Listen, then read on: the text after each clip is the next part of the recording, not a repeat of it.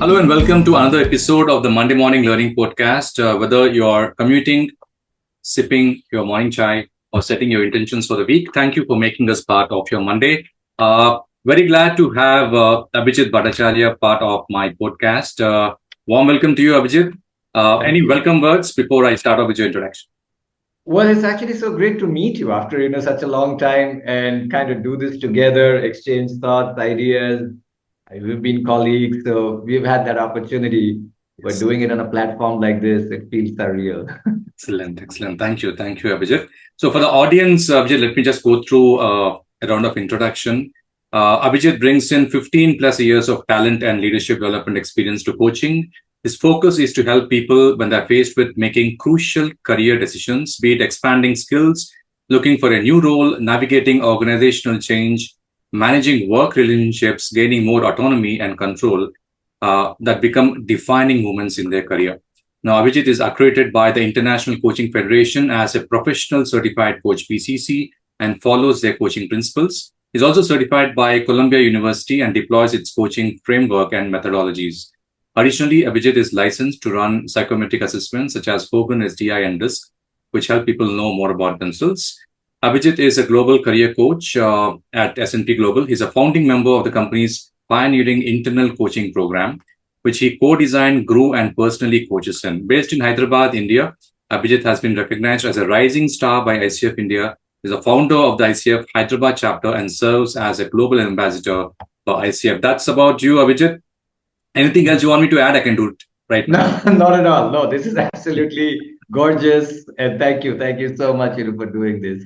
Excellent. So, Abhijit, the Monday Morning Learning Podcast explores key aspects of mid-career management, offering insights on career transitions, leadership evolution, skill reinvention, and work-life integration. Through deep, engaging conversations with guests like you, we aim to empower professionals to navigate mid-career challenges while staying aligned with their values. Now, there are three themes, Abhijit, that we agreed on for this particular podcast. One is on to empower professionals to navigate career transitions, strengthening leadership skills and personal brand, and third, ensure long-term career sustainability and well-being. So, shooting off the first questions on the reinventing career goals theme, how can professionals assess whether they need to pivot, accelerate, or redefine their mid-career trajectory, and what are some effective ways to stay motivated and purposeful when career aspirations evolve? I also want to add, have you seen successful mid-career transitions and what made them work? So a couple of questions. Yeah, thank you. Thank you for, asking, Ravi. So I think, it's a question I get a lot, right? And to begin with, it's a very deeply personal question because it is very important for an individual to figure it out because there are no generic or thumb rules, that people can go by. Yeah. But still, if we kind of zoom out and take stock of, what sort of questions people typically ask during different career stages. Yeah. And I do this, right? I have 4 to 5 conversations every single day with people around leadership, around career. So if you were to, kind of distill it, the 3 meta questions in the 3 different stages of career. So in early career, it's typically people are trying to figure out a way for themselves. Yeah. And so the question in their mind is, where am I going? For mid-careers, which is typically anywhere between 8 to 15, 17 years, that phase, people's lives change considerably because now they have family responsibilities, the parents are aging, there's caregiving, they're also, trying to upskill themselves and sometimes, they have kids and they're trying, to kind of manage those responsibilities as parents, as spouses, partners, whatever. So there's a lot of responsibilities. It becomes really difficult at that stage. And so, sometimes people get quite frustrated or, they're kind of thinking about it like, what am I doing? And sometimes it is also, why am I even doing this? Yeah. And insert, whatever word you're like, what the heck am I doing? And, whatever other words you want to insert there, right? Yeah. And if there is a sense of frustration there. And then as people move into more matured part of their career, the late careers, people are really asking the question around, but who am I? Because now they want to find their purpose, they want to contribute, they want to make a big impact, and things like that. So I'd say in mid-career, that's the big question, like what am I doing, or what the hell am I doing, what the heck am I doing, and so on and so forth. And it's a difficult phase, right? Like I said, because there are so many things to manage there. And so what happens is, what I've noticed, at least in this part of the world, actually, it's quite a global phenomenon as well, that people's careers happen to them. They don't make their careers happen, which means, they get into an education, they find the job, that's out there, they get into it and they think, okay, let me put my head down, contribute, do some, really good work, put in the hard work, and I will reach somewhere. So is that the career is really happening to them? It was not a very intentional move in the very first part to make this very career happen. But by mid-career, what happens is that I would say, I'd call it a compromise, right? Because we need security, and that's the price we pay to keep our dreams away and like get into a job and make our careers. That price starts feeling a lot heavier. And so people start losing their excitement, people start feeling that, oh, they're stagnating, and there is a realization that, oh, this is not I wanted to do, or maybe I wanted to do it at that point in time and my values have shifted now, or what I really prioritized has shifted now, so that's not what I want to do anymore. And so I think that's what you asked in the question, right? That there are three things people can do at this point in time. They can accelerate, which means, okay, I'm in this path, how can I run faster in this path? Or they can pivot, with whatever I have, can I go to other industries or other types of roles, or I don't know, other jobs. So that's a pivot. Or sometimes there is a cathartic experience of the thoughts, and people are like, well, can I redefine? Which is, can I find a new path completely with a new meaning, with a new purpose? And it's not easy to do, because when you are in that evaluation phase, I think there are 2-3 things. It's really 3 things that are very helpful. First, of course, is self-reflection, really understanding who you are, or who you have become, or who you are right now, and what is it that'll be really exciting for you. What would truly energize you? What are you uniquely good at? Because now you have some experience. And then, of course, figuring out with other people, because if you want to do this all by yourself, it perhaps can feel very heavy, and it's in our heads, that's how the brains function, right? True. It'll make you go in circles, it'll make you jump from one branch to the other like a drunken monkey, and you'll not kind of end anywhere. Human beings are quite interrelational in nature. They make meaning by interacting with other people. So I think that's another important part as well. So you talk to people from industries that you're really curious about, and not just asking about what they do or stuff like that. And that's where I say, when we are interacting, when we're trying to figure out more information, when we're trying to make new meaning, the quality of our questions will determine the quality of responses that we'll get. Absolutely. So if we just ask them about the job, I mean, I would say we're going to get responses like that. But if we ask them about their lifestyle, the challenges that they face in the job, and what is so very satisfying in their job, we can start getting a sense and project ourselves like, would I want that sort of a lifestyle? Absolutely. Would I be able to, or would I want to handle that sort of a headache? Would those sort of things be satisfying for me?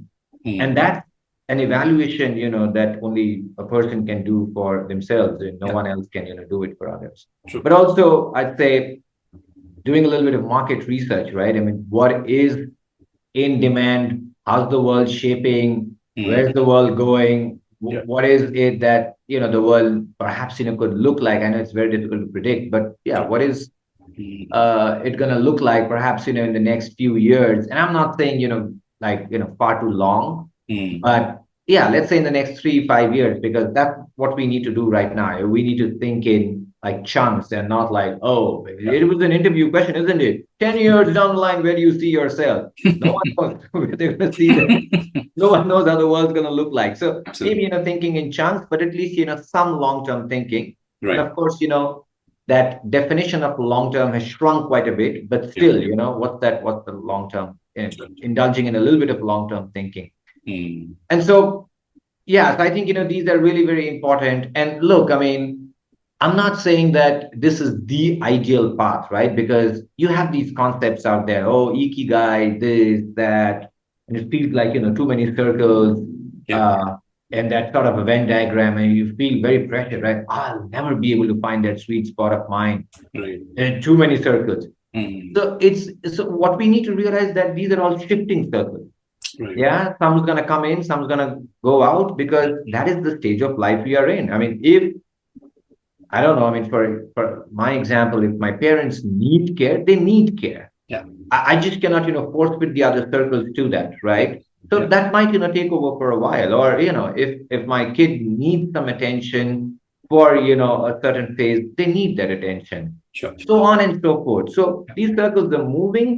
I'm not saying that it's going to be a perfect picture, that all circles, come together and, you'll be able to find a sweet spot. Yeah. And that's why I think, it's very deeply personal, that Absolutely. Yeah. what works for me at this point in time. And look, I mean, that is not what's going to be the same, a few months down the line, a few years down the line. So I would say having that space to constantly zoom out, evaluate, Yeah. and, kind of reprioritize almost. Yeah. So that's really important. Sure. But I also think the second part of your question was about, have I seen successful transition? Yeah. And oh boy, I've seen many, many, because I've been, coaching work for the last 6 years now. And every time I see like a transition, it gives me so much of joy. Mm. And see, I mean, there are, different sort of transitions, right? Like I said, some people pivot, like, oh, I was doing data analysis and now I'm, doing, it through Tableau, Power BI, whatever, whatever, whatever. Yeah. Yeah. And, those are, I would say, pivots, and also an acceleration, right? Oh, you know what? I was an individual contributor. I'm now leading a team, and Yeah. blah, blah, blah, all of that acceleration. But it's been a lot of redefining as well. Mm. And it's a topic, that deeply, inspires me, and I'm very passionate about. So I'm also, kind of doing some research right now. Mm. But I think one question that really, are on people's minds whenever, they're trying to make any sort of a change, yeah, whichever, sort of a change is. Sure. The question is that right now it's working fine for them. Mm. And it's a change. So the $1 million question in people's mind is, am I going to regret this? Yes.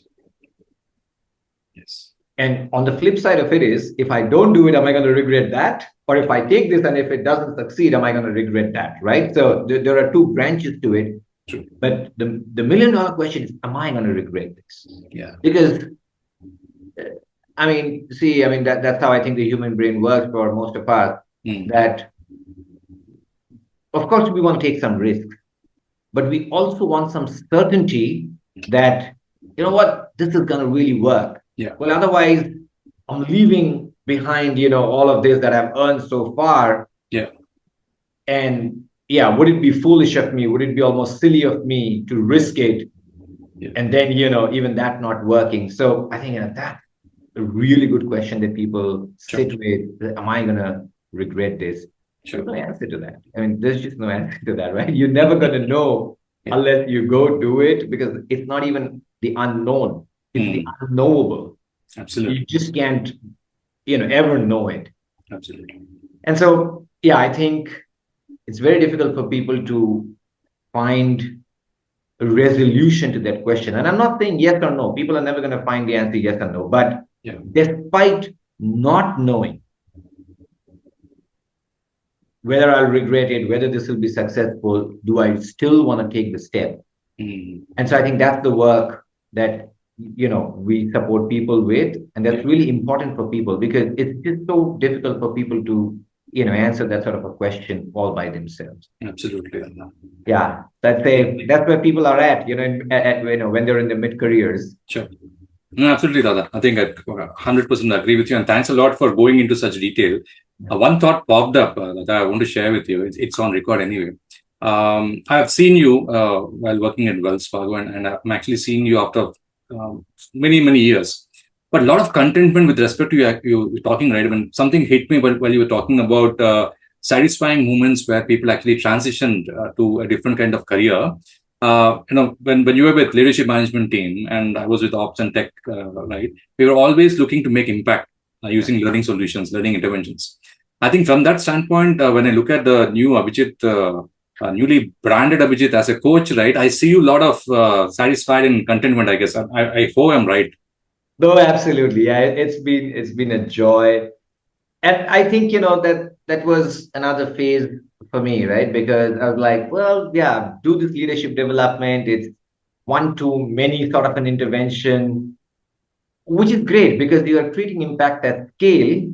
But I think, I was itching to create a greater impact at a personal level. And that can happen, when you get into the safety of a one-on-one space where people can really be themselves. They don't have to think, oh, will I say something stupid in this workshop where there are other great leaders, sitting beside me. So of course, coaching is not always one-on-one, but yeah, I mean, mostly coaching offers a lot more safety for people to show up as themselves. And when people have that, like that, I would say safety to show up, they're talking about stuff that's really important to them. There's not that social desirability that, oh, I want to be perceived. And especially in the corporates, right? I mean, it could get that way because it's a very performative environment where your performance, your competence means, everything because that lends to your credibility, that lends to your, persona and all of that, right?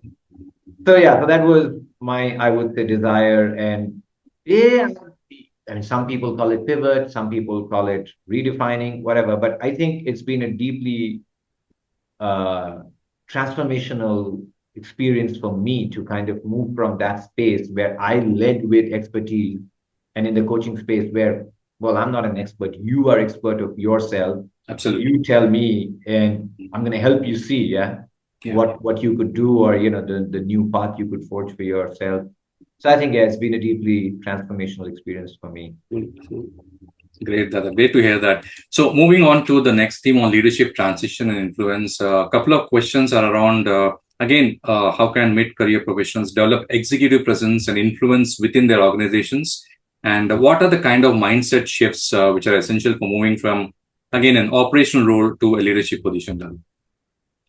Yeah, executive presence, Ravi, that brings back a lot of memories, right? So, I mean, to start with the biggest mindset shift, let's talk about that. And then perhaps I'm going to talk a little bit about the other pieces. See, at least in mid-management, right? I mean, I'm not talking about senior management because when you get into senior management, it's a different ballgame altogether. True. But I typically, used to compare moving from an individual contributor to, whatever you call it, mid-management, team leader, whatever. So that's like, transitioning from riding a bike to driving a car, because when you rode a bike, it was really for yourself. Yeah. Maybe you had a seat behind. Sometimes, people would get on it and you'd show people around. Yeah. But when you're driving a car, the controls are very different, but you have more seats and people will occupy those seats because now you're responsible for people. You're responsible for driving them in a certain direction with safety and so on and so forth. And so I think, that's where sometimes, people think that, oh, I mean, leadership at mid-career is about formal authority. Well, in fact, it is not. It is more about influence. And not just influencing your team, but influencing your stakeholders, influencing your peers, and so on and so forth. So it's really about becoming a trusted advisor, maybe even a problem solver, and, a connector. So I think, those are the three things that are really, really important when you're getting into mid-career. Sure. And Yeah, I'd say about executive presence, right? I mean, look, I mean, there's a lot of, I said, jazz or fluff around executive presence, like dress well and, be articulate, using the fanciest English that you can, and all of that.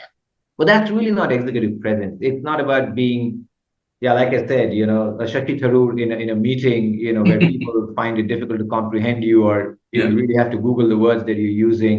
It's really not about that. I mean, if you look at, what is at the core of executive presence, I'd say the first thing, that comes to my mind is really credibility. Like, do you have deep expertise that people can look up to you saying that, well, this person's really going to solve, challenges if Right. we go to Mm. them, with those challenges. So I think, so I'm talking about credibility from the point of reliability. Like, can we rely on this person to help Yeah. us?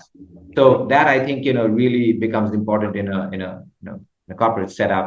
And then, of course, communication, because you will need to, direct, you will need to give instructions, you Mm. will need to support people, you'll need to inspire people. Yeah. So communicating clearly is very important. And again, I don't want people to confuse that communicating in fancy words is, what's required. Yeah. The purpose of communication is that people understand you. I can't tell you, Ravi, how many times I have conversations with people where they say they're not clear about the expectations from their managers. Right. It's like, I'm confused. I don't know where this person wants me to go. Mm. I- so that lack of clarity can actually confuse people. Yes. And it'll drive, people bonkers because they wouldn't know what they're working towards, what's expected of them. Yeah. It's such an uncertainty to live with, and the human brain doesn't really do well when, Mm. there's uncertainty. They need a certain form of certainty. Yeah. So if through our communication we can provide certainty, then that's absolutely great. And that's what leaders should focus on, at least in mid-career. Look, in senior management, it's different because you're driving vision, you're Yeah. driving strategy.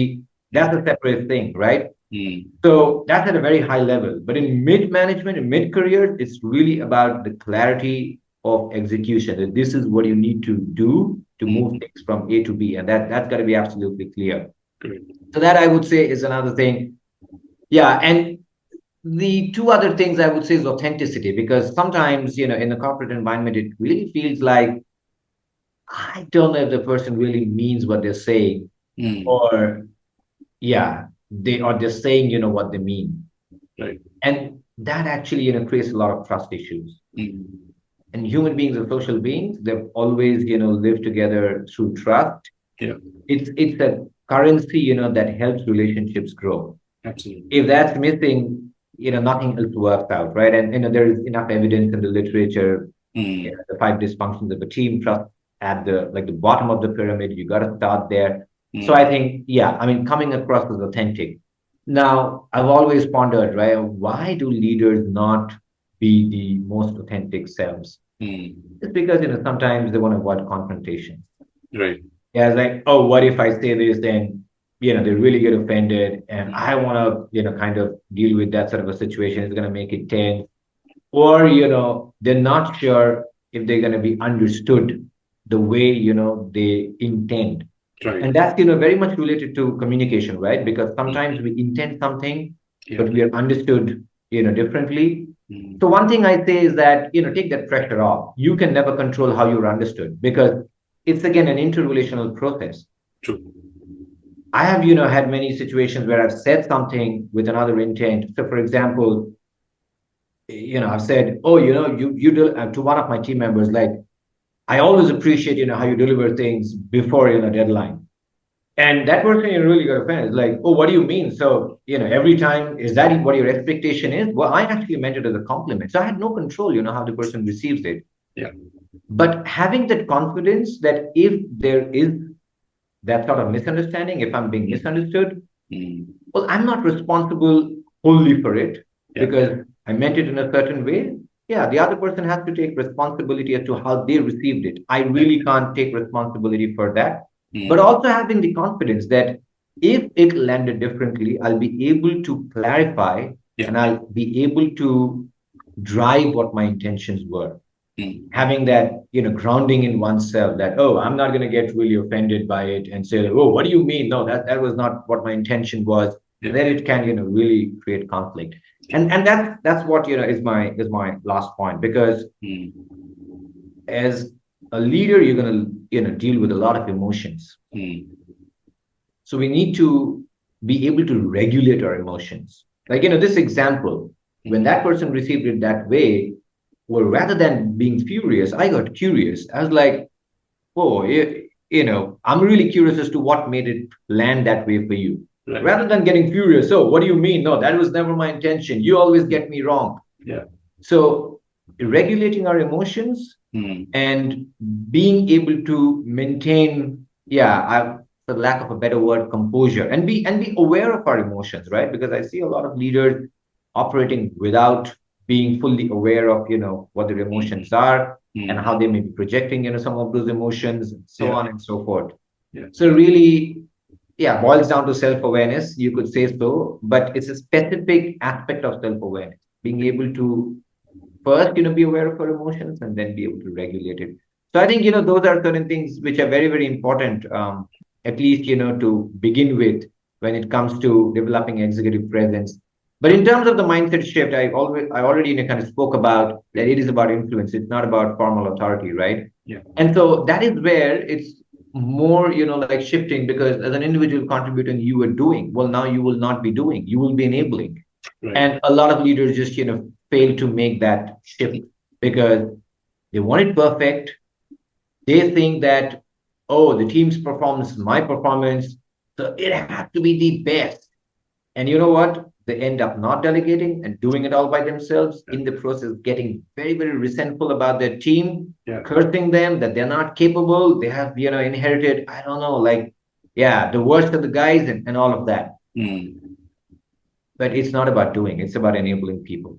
Absolutely. And accepting, the capabilities that they have. I'm not saying that means don't develop those capabilities or don't grow those capabilities. Yeah. But genuine acceptance that is where they are.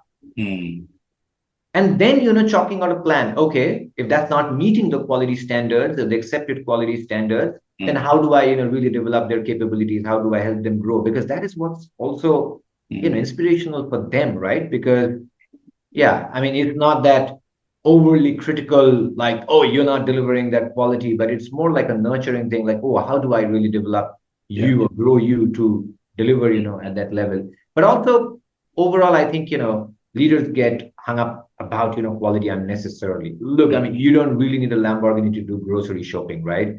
I mean, a simple, sedan would do. So not everything needs to be perfect. Not everything needs to be flawless. If it meets a certain standard, then it meets that standard. Then it just need not be beyond that. So when we do that, it creates unnecessary pressure for the team, and the team's always like feeling like, oh, this person can never be satisfied, and they start feeling small. Yeah.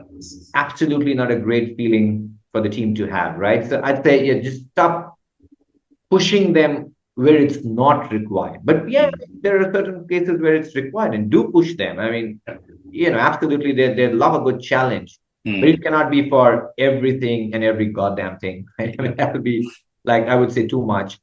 And the last thing I would say is that, of course, I spoke about, being a problem solver, but that was more in terms of expertise, right? I mean, if the team gets stuck somewhere, you should be able to solve the problems. But as a leader, the primary responsibility is hunting problems. So being a problem hunter, right? Like, where are the problems? Spot them, and then bring it to the team for resolution. Right. A lot of leaders I see, people bring problems to them, and you know what they tell them? Don't bring me problems, bring me solutions.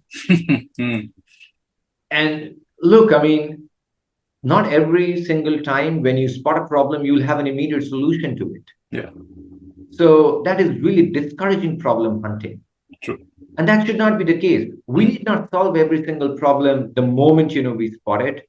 Yeah. There can be a list of, problems that we need to solve. We prioritize it, we solve it. But problem hunting is something, that a leader needs to encourage, also needs to indulge in, like hunting problems, and then thinking how to solve those. Great So insights, Lala. Yeah, yeah, I think, that those are the key things that I'd say. sure. You mentioned Lamborghini, so is that your new car or? I'm still, driving an 11-year-old sedan, so I'm happy with it. Cool. All right. Okay.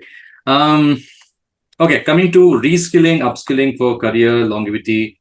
Again, with rapid technological industrial changes, how can professionals identify the most relevant skills to learn? And is there an ideal balance between domain expertise and learning new interdisciplinary skills? And what are the kind of strategies have you seen work for professionals who successfully reinvented themselves mid-career? I think you spoke a bit about it, but we can touch upon it, Dada. Sure. Yeah. So let me actually answer the question of domain expertise and interdisciplinary skills, which is typically a raging debate, right? Generalization versus specialization, and Yeah. what's really important. Yeah, and so I say, of course, in early career, people have specializations, right? Because they are hands-on solving problems, Yeah. and that requires specialized skills. You can't, do it without having, let's say, knowledge about, I'm just, making this up, let's say Java, you need to code, you need to, have that, sort of specialized skills. Mm. Or, yeah, maybe knowing about a financial process of, I don't know, processing loans or whatever. You need to be hands-on. It's there. But then I think, around 10 years back, it was like, oh, once you move to mid-career, you should start, creating a T-shaped skills, right? Which is you have one specialization and then a broad set of skills Mm. on top of it. Mm. And yeah, what it really means is that a jack of many trades and master of one. Yeah. What we are seeing now, and again, this is my lens, other people may have different Mm. opinions and perspectives about this. But what I'm seeing now is that organizations are not satisfied with that anymore, right? I mean, master of one, that's too less. Mm. So what they want is, okay, jack of many trades, but master of some. And so we need, more like a V-shaped graph where, yes, we have many skills, but we also have specialization in one core area, but specialization in adjacent fields. Right. And that is what's, becoming the Mm. way, yeah, to really grow yourself, because you just can't have one, like specialization. And on top of that, the chances of it getting disbalanced is pretty high. Right. But as you, become V, it's a more sustainable structure. Mm. So I'm not saying that you need too much of domain expertise in the adjacent areas, Mm. but to a fair extent, you should be able to understand, or have, I would say, yeah, fairly good skills in those adjacent areas. So Mm. just to, kind of give you an example, right? I mean, that's what we are seeing with AI and all of that, right? And the fifth Mm. industrial revolution. Mm. So a person knows the financial process. And I'm just, picking this up because Ravi, you and I have a common, I would say, background in financial Yeah. services. Yeah. So I know a financial process, right? That's my core expertise. Mm. The adjacent areas that I'm talking about could be automation. Mm. Now, I need not be able to like really go and write lines and lines of code, but I Mm. should be able to write, some lines of codes that can automate, a simple step in the process. Right. So it's a fair amount of skills, but it's not very in depth. Mm. But that's what, kind of gives me the edge. And then on top of that, I can have some more skills, which, yeah, I don't have too much of depth in, but I can, really kind of manage, or maybe consulting a little bit, with my Mm. stakeholders or customers, really contributing towards sales in terms of, process expertise and so on and so forth. Right. But those are, I would say, yeah, I mean, those don't have depth, but it's more of, contributing. Mm. But one core area, and then, some good Yeah. amount of expertise in adjacent areas. That's what's, becoming the way to go about. Sure. But look, I mean, sometimes what happens in mid careers is people think that, oh, it's all about leading. And I'm in the business of, you know, leading people, getting stuff delivered by them. I strongly feel, again, that's my personal feeling, and there can be, I would say, academic debates about, whether this Mm. is right or whether this is the way to go. But I think that alone in itself will not be a skill that people can just operate with. Right. So you cannot get so hands off that you just, lead people, you just direct people, and you just, support people, but you are very far removed from what's really happening on the ground. Yeah. You need to have a fair understanding. Yeah, because otherwise, I don't think, people will look up to you anymore. They'll say that we don't get, as many directions that we would like. And exactly. So I think that's what I was also talking about. That ability of problem solver will go away if we get too hands off. So I know it's too much, yeah, right? I mean, sometimes it feels too much. Well, how can I be hands off and how can I also do all of this? Yeah. Whether it's right, whether it's good, those are, like I said, academic debates, but that's the reality. Absolutely. That's what the expectations organizations have.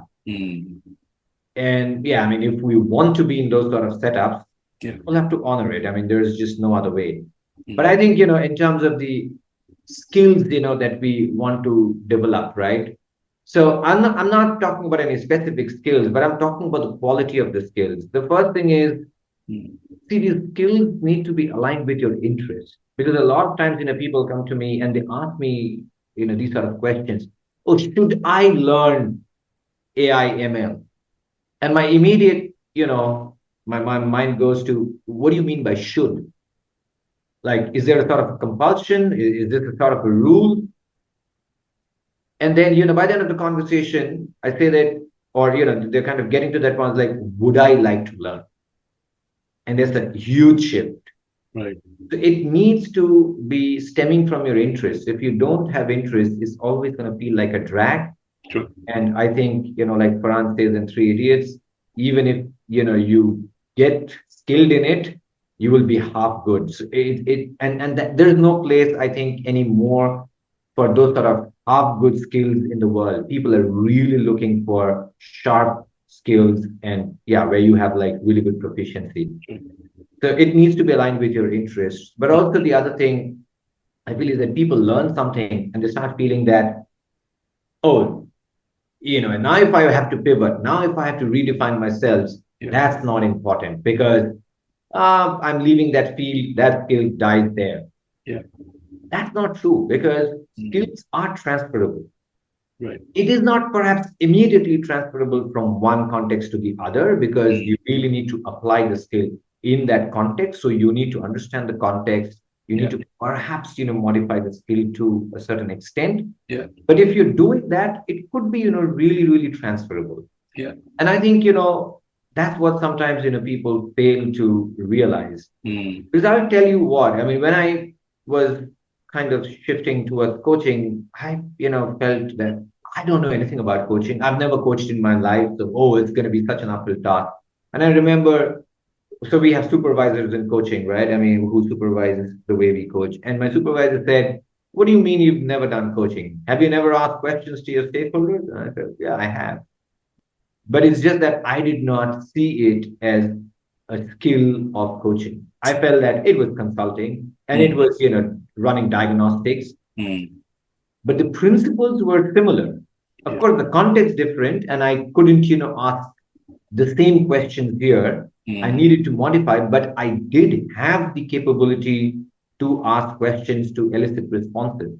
Absolutely. So those sort of connections, I think, we need to make in our head, whenever we're learning a skill that, how might it be transferable? Or, when we are pivoting, redefining our career paths, that what do I have? And how can I really put that to use in this context? What sort of little adjustments, that I can make so that, it becomes relevant in this context? Absolutely. Because let me tell you, a lot of our skills are transferable. Yeah. So I think those are the two really, key things that I keep in mind. Sure. I think one thing I want to bring in, I was talking with Dr. Lalit Sanagavarapu podcast, and I was very, very impressed after getting to know him. Because just like you said, he was from technology. From there, he moved to operations. Okay, that is corporate career of 20 years. After that, moved to IDRBT, did research, has a PhD, and moved back as a product head of a cybersecurity firm. So three different kind of things, and how exactly he did that. It's a beautiful journey and very inspirational for, I think, all of us Yes. Apt example, I felt, Dada. Correct me if I'm wrong.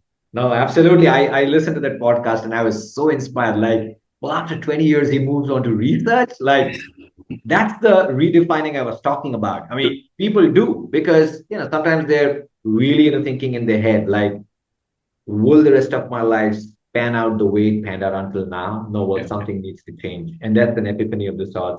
True. So I'm glad that he had it and he did, something about it because a lot of times we have those whispers, we do nothing about it because, yeah, we have our limitations or sometimes we feel a little timid Mm. about taking those risks. Like I said, we're asking those questions, well, I regret it, Yeah. stuff like that. True. True, Dada. Moving on, the next theme is work-life integration and well-being, Dada. So again, the questions are around how can mid-career professionals manage high-pressure work demands while maintaining personal well-being, and what are some practical strategies, Dada, you have looked to prevent burnout and sustain long-term career performance. Also, want to add how can organizations better support employees in balancing work and life commitments, Dada? Yeah, and I think I spoke about this, Ravi, right, in the very beginning that, Yes. there is a lot going on by the time, people reach mid-career. I mean, typically, yeah, I'm not saying, for everyone. And look, I mean, people are now making choices so that there's not a lot going on. I mean, we were seeing those examples. Mm. So I think, people are taking back some control. But typically, people who follow the social norms, they end up, with a lot of responsibilities. Yeah. And I think there's just one thing at play here. People are not very conscious about drawing boundaries around them. Right. Yeah. And that boundaries, stem from a lot of, I would say, internal feelings like, oh, will I upset people around me if I draw boundaries? For example, if I tell my family, well, 9 to 10 in the night is my time. It's me time. I'm not, kind of interacting with you. I'm doing whatever the heck I feel like. Yeah. The immediate thought in my mind will be, will they feel offended? Mm. Will I be taking time away from them? Anyway, I have so little time that I give to them. Will I be too selfish? And all of those things. Similarly, if I want to tell my organization, well, look, after 7 in the evening or whatever, 5 in the evening, no more emails, no more calls. The immediate thought, would be fear, like, oh, how would they take it? I mean, what does that mean for me? Will they mark down on my performance? Yeah. Who knows, am I going to lose my job? Because, there are these 10 other people wanting to, work until 9. Yeah. So that's what's happening. I mean, all of these emotions are not perhaps allowing us to draw our boundaries. Right. But the fun thing, when you do it, these are all in our head, these are all hypothetical and we're presuming that this is how it may pan out. But sometimes when we do it, people are okay with it. And they're like, oh, we totally understand. You need your time and so be it. Yeah, you do whatever you want. You do you. And I was like, oh, was it that easy? Oh, I never thought so. Thinking, so much in my head. So I think, people need to draw more clear boundaries and intentionally and consciously. Yeah. And if there are, again, certain conflicts or certain tensions about it, willing to deal with those conflicts, willing to deal with those tensions, and having the confidence that we'll be able to resolve it. Yeah. Yeah, it'll not be. I know, sometimes our experiences tell us that maybe that's not possible. So yeah, there is some work, that needs to happen perhaps, before we generate, that sort of confidence or agency, whatever you want to call it. Sure. But I think it's just that, right? I mean, just drawing boundaries. Now to do that, like I said, you need to know what your priorities are. Sometimes, we're just on autopilot. We're just doing the things that we are supposed to do. Yeah. And we've not taken good stock of what is it that we would like to do. Correct. So sometimes that intentionality is missing only because that's the way we've been programmed. Right. We've never experienced another way. So yeah, my invitation to people would be to experiment with it and just try and set some boundaries. I'm not saying make massive changes, but start small and see how it works out. It'll give you a good taste. It'll give you something to experiment with, and you learn from that experiment. Sure. And then you can go on to make some bigger changes. Sure. But I think in terms of organizations, I mean, what organizations can do. I mean, look, I mean, they have a really crucial role to play, don't they? I mean, absolutely. Some flexibility that becoming the need of the hour. People want that culture. I think of safety, which I spoke about, right? I mean, if people are going through something, if they don't feel safe to share it, and if they feel that, oh, it can be used against them in certain ways. For example, like I really am facing a hard time at home because I have to take care of my parents. And if that means that, oh, I could be thrown out of a critical project, that I will not share it because there's a heavy price to pay for it. Yeah. Right. So, yeah, I mean, having that psychological safety to share. And look, I mean, that person still needs to be perhaps, taken off of that project because, there are deliverables. I don't mind. But making it that person's choice or, making the negotiation that, look, we need the deliverables. Will you still be able to deliver it? What sort of flexibility do you need?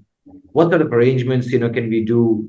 And so on and so forth. But if they feel that they will not be at the negotiation table and a decision will be made and, they will be required to pay a heavy price, people will not share. Sure. And yeah, I think also the last thing is leading by examples. Senior leaders need to lead by examples. Yeah. That is what gives courage to people that, well, if they can do it and still succeed, well, maybe I can as well. Right. So if I see someone taking, I don't know, a sabbatical at the top to prepare their kids, for university, I'm just making this up, or whatever it is. I would get the courage. And I tell you, in our organization, we did, 6 months parental leave for both the parents. Oh, wow. And initially it was like, oh, but, who's going to take it? Then, one of the senior leaders took it. And then now pretty much it's become a norm. Everyone takes it. It was like, well, if he up there could take it, he's in such an important role, position, driving, such a huge strategic initiative for the organization. If he could take 6 months, so can we. So it becomes, almost a norm. And yeah, but there's also another thing, Ravi, I say, see, most organizations, I mean, at least the well-funded ones or whatever, they provide, support to organize, to their, people in terms of, let's say, well-being programs or employee assistance, where if people are going through something, they can go and speak about it. But trust me, I've been working in the corporate for almost 20 years now. And in pretty much every organization, I've seen the utilization of that is abysmally low. I mean, you look at the industry data, the usage is around 7%. I would find it very hard to believe that only 7% of people will be benefited if, they take that sort of a support. So I think, there is that lack of, I don't think awareness, but lack of, again, I'd say intention to go to those sort of places to seek support, because people may be feeling this is all, fluff. I mean, what am I going to go and talk about there? They're not going to help me. They're not going to give me advice. Or, oh, I don't know, I'll be seen as weak if I am, seeking help. Need help. We all need support. And so to normalize that, seeking support doesn't make you weak. In fact, it makes you self-aware and a lot more courageous because you are seeking help. Yeah. So I think, that needs to be normalized a bit. I don't know. It's a long journey that we still have to, I think, cover. Absolutely. But yeah, that would be my desire to see that, it gets, it happens. Perfect. Dada. Thank you for that. I actually want to skip the next part of it because you did talk about personal branding and importance of networking. Dada, let's go to the last question. I'm very, very interested to know. You played a key role in setting up the Coaching Center of Excellence (COE) at S&P. Yeah. Could you walk us through the journey? Because a lot of people across the board in L&D and leadership development are very, very interested. What are the key challenges you faced and how did you overcome them? That's first question. And as I know, traditionally coaching was reserved for the senior management guys, and you were able to broaden its reach to everyone. So how did you strategize and convince the leadership to open it up to a wider audience? And finally, what have been the key benefits? And I talked about it, but I still want to ask, kind of outcomes of having a coaching COE in a corporate environment. Sure, absolutely agreed to ask, Ravi, because just yesterday I submitted my dissertation on this for my MSc. Excellent.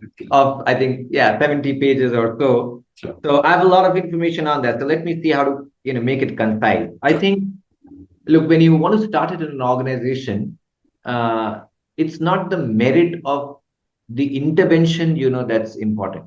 Because a lot of people, especially L&D professionals, feel that, oh, coaching is such a great thing. Why aren't organizations doing this? Yeah. It's almost as if telling that organizations are dumb not to use this, right? And that's what I was saying. Instead of getting furious, let's get curious. That if coaching is really such a great thing, what's really stopping organizations from using it? Right. Yeah. Because it's rooted in the context of the organization. Unless we understand that context. And remember, Poonam in one of the podcast in your podcast saying that well, know your context. You've got to know your context. Because coaching can be applied in many different contexts. So what is the context of your organization? Specifically in our case, see, this was happening around that time, right? I mean, around 7 years back, organizations were telling, or previously organizations used to have, these very well-defined career paths. That this is the path, and you move from this step to that step if you do this. But that was just becoming obsolete, right? Because the world's changing so fast, and everything's like shifting. So then organizations say, "Oh, you own your career, and you are free to choose, what you want to do and how you want to do it." And so people really felt liberated. They really enjoyed that autonomy. Well, really, I can choose. Well, absolutely, I'm going to make a choice. They wanted to make a choice, but they did not have the experience of making that choice. They did not have the means to make that choice. They did not have the resources to make that choice. Right. So they felt empowered. But that's what I say is the empowerment without enable means nothing. Absolutely. If we say you can do this, or okay, go ahead, do this, we need to also enable people to be able to do that. Otherwise, it's just not going to work out. So that's the point that came to our mind. Were we empowering people, but how do we also enable them? And of course, enable them, keeping true to the philosophy that still people make their choices, but they choose how they want to go about it, but they have some support that helps them make that choice. Right. And so that's where we chose coaching, because it's non-directive. It's not giving advice. It's like really holding the space where people explore what's in their mind, discover themselves, and then from those discoveries take action. So that's how we thought that coaching would be a really great developmental tool to implement. So yeah, I'd say we were very lucky because our chief people officer at the time was really bought into the idea, and she said, "Well, yeah, I mean, let's do it." And so we did it. But yeah, I mean, opening it to everyone, that was a really, I would say, a difficult decision to make. And when I say difficult, at least in my mind, it was not difficult, but it was difficult to operationalize it, right?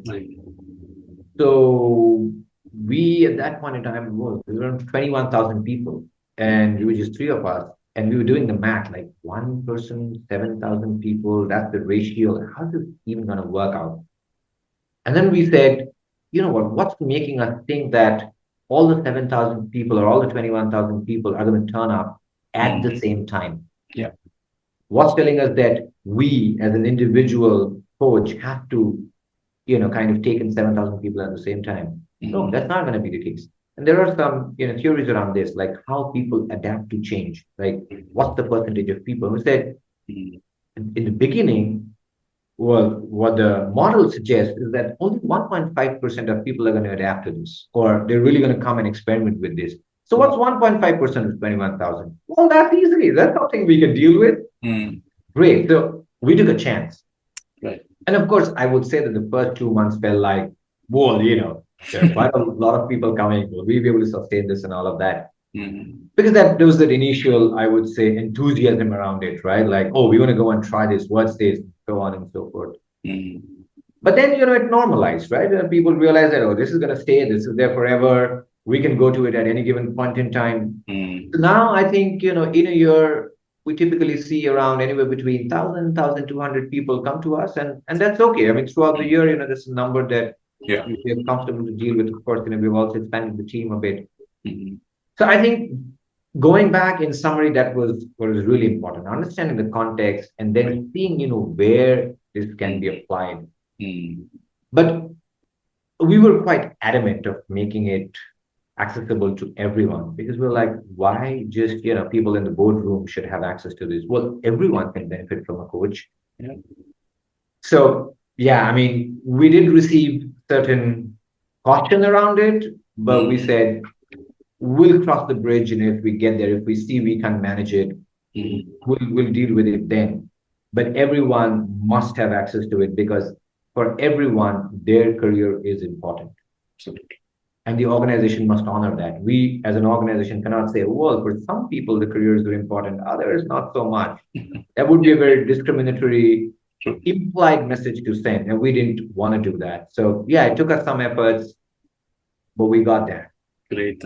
Thank you. Thank you so much. I was very, very curious, and I was not able to literally put that question, but luckily you agreed for me to ask it. Thank you. Oh, absolutely. And I can send some resources, Ravi. So this initiative was published in HBR and Gartner as well.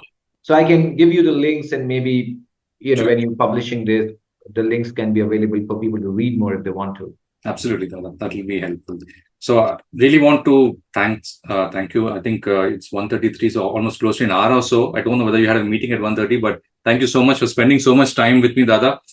We covered 4 themes in this podcast. We looked at reinventing career goals, leadership transition and influence, reskilling and upskilling for career longevity, and work-life integration and well-being, before you actually gave us your secret of coming up with a COE on coaching for S&P. So thanks a lot, Dada. I'm really excited. I'm looking forward. Maybe in the next 6 months, I'll pull you back in case you kindly agree. I think we should come back and do another podcast, Baba. What do you think? Thank you.